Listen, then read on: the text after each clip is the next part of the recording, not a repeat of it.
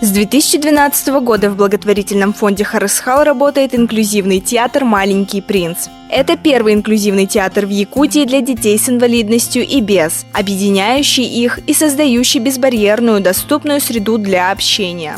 Театр поставил 6 крупных спектаклей: «Маленькая ведьма», «Мумий-тролль и комета», «Маленький принц», «Алиса в стране чудес», «Алгыз» и «Маугли». Спектакли показывались в Якутске, Москве и Германии.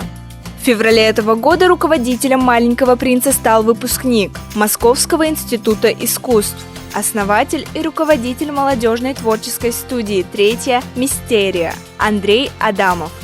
У меня не было задачи отобрать еще раз вот таких детей, которые уже такие готовенькие. Нет, я взял всех.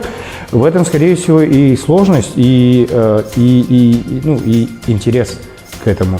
То, что на первых занятиях, какие они были, и то, что сейчас, это вообще земля и небо. Реально земля и небо, и мне кажется, родители это видят, и они заинтересованы, они приходят. И потому нисколько у нас задача там поставить спектакль, скорее всего, здесь идет такие коррекционные моменты в плане поведения, в плане речи, скорее всего, в плане поведения даже. Занятия в театре начинаются с голосовых и речевых тренингов. Далее идут телесно-ориентированные упражнения на развитие мимики, жестов и ощущения тела в пространстве. После, так как дети с особенностями, в зависимости от их состояния и настроя, им проводят игры или постановку этюдов. Мы занимаемся хлопками, прыгаем, занимаемся и все такое. Они развивают мозг человека и дают человеку мозг. В занятиях веселье.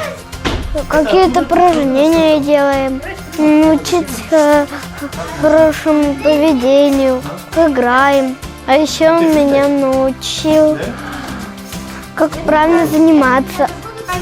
Учимся театральному мастерству. Сейчас маленькие актеры готовят мимо-драму без слов, состоящую из нескольких номеров, с которой юные актеры выступят в первых числах июня.